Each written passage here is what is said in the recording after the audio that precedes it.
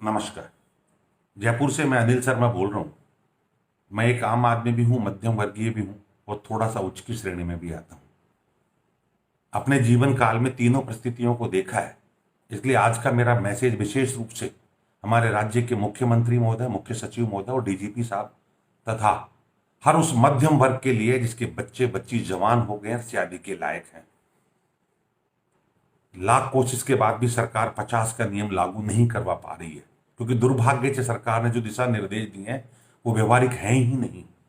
उसकी वजह से उसकी पालना होगी भी नहीं।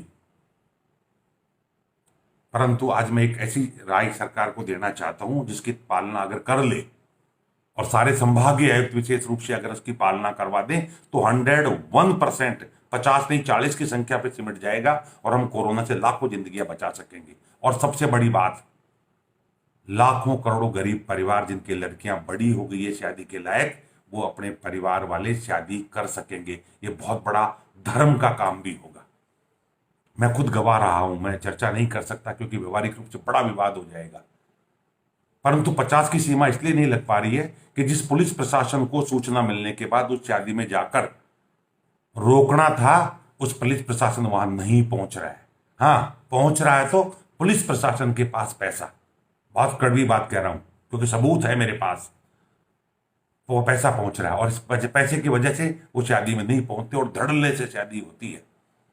और इसका असर किस गरीब पे आदमी होता है? जो आम आदमी, मध्यम वर्गीय, जो ईमानदारी से इस नियम की पालना करना चाहता है। और ईमानदारी से इसलिए नहीं कि 50 की सीमा पालना करके वो देश का राष्ट्रभक्त बनना चाहता है, बल्कि वो गरीब आदमी जिसके पास पैसा नहीं है, वो अपने बच्चे की शादी करना चाहता है।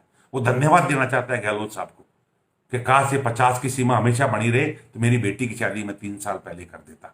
क्योंकि शादियों का जो खर्च है वो इतना भारी हो चुका है, चाहे वो भात भरने का खर्च हो, 90-90, 100-100 बेस लगेंगे। बहन बेटियां 50 पैदा हो गई, अरे शर्म नहीं आती? आपने इनके लिए बहन बेटी पैदा की थी, पर क्योंकि एक आदमी जो सक्षम है वो भात लेता है बड़ा, इस वजह से उन गरीबों पे भार पड़ता है। और वो भात में ऐसी 25-25 रुपए की साड़ी आती है जो फेंकने के काम नहीं है, पर चूंकि परंपरा निभानी है। मैंने तेरी बेटी को शादी में बुलाया तो मेरी बेटी को तुझे बुलाना पड़ेगा, ये परंपरा निभानी है। और जितने गरीब लोग हैं, मैं और बता दूं कड़वी बात, पैसे वाले से कोई नहीं पूछता। मैंने मेरी बेटी की शादी की, किसी की हिम्मत नहीं मुझे पूछने की कि टीके में क्या घालोगे, क्या दोगे, जब हम तुम्हारे साथ चले। लेकिन जब गरीब आदमी शादी करता है, किस किस को काट दिया, ऐसे काट दी, ऐसे कैसे होगा? कर लेते, तो गरीब है वो, कुछ नहीं बोल पाता।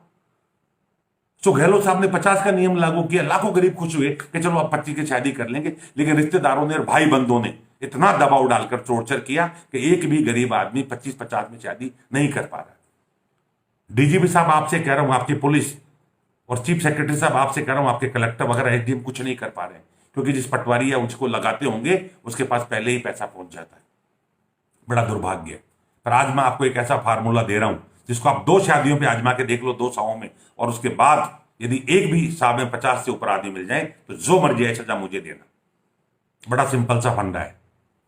अब पुलिस प्रशासन, एसडीएम को सूचना आपके पास आती है तो आपको मालूम है शादी कहां कहां हो रही है। उस सारी सूचना को कलेक्टर इकट्ठा करे और एक इंडिपेंडेंट ऑब्जर्वर भेजे, मोबाइल लेकर जाए और सादा वर्दी में जाए, बिना किसी से बहस करके वीडियो बनाए पूरे प्रोग्राम का। क्योंकि किसी को शक ही नहीं होगा, सारी दुनिया वीडियो बनाती रहती है, पूरे प्रोग्राम का वीडियो बनाए। और जैसे ही वीडियो बन जाए, बाहर आए और संबंधित थाने में फोन करके उस गार्डन का नाम नहीं ले, कहें कि 2 सिपाही मेरे साथ भेज दो, या थाने से जाके वहां आसपास बुलाए 2-5 किलोमीटर दूर, और उसको अपनी गाड़ी में लेके वहां पहुंच जाए।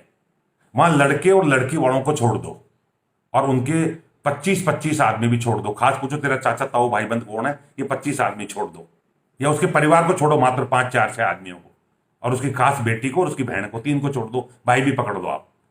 और फिर उनसे 500-500 रुपए जुर्माना ऊपर उठाओ, उनको छोड़ देना, लड़की वाले को छोड़ देना, लड़के वाले को छोड़ देना। वो गरीब तो मजबूरी में लाए इनको। और बाकी सारी, चाहे बाराती हो और चाहे घराती हो, उनसे 500-500 रुपए वसूल करो पुलिस के दम पे।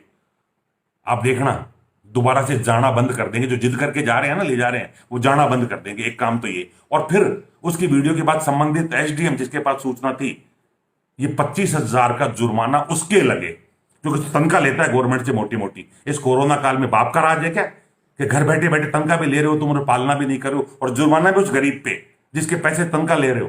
तो 50,000 का जुर्माना लड़के वाले के नहीं होना चाहिए। जो मेहमान आए उनसे वसूलो ताकि आना बंद कर दे, और जो एसडीएम तहसीलदार है या आ जाए तो उनसे 2 से वसूल लो। गवर्नमेंट को फंड भी इकट्ठा होगा, इनकी तनख्वाह भी निकलेगी और आपका कोई खर्चा नहीं लगना। और आप देखना एक शादी में ऐसा करके टांग दो। हम गाँव में क्या करते हैं सर, जब कबूतर एक जानवर ज्यादा चढ़ते हैं तो एक जानवर को मार के वहां टांग दिया जाता है, उसके बाद सारे जानवर आने वो कागले कबूतर आना बंद कर देते हैं।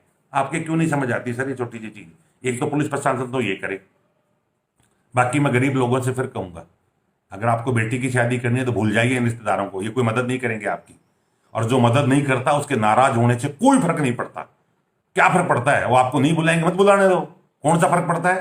पर आप अपने बच्चे की शादी 25-50 में करिए, कोई कर्जा करने की जरूरत नहीं है, कोई दिक्कत नहीं है। मैंने खूब करोड़ रुपए में शादी करके देखी है, कोई शाबाशी देने नहीं आता।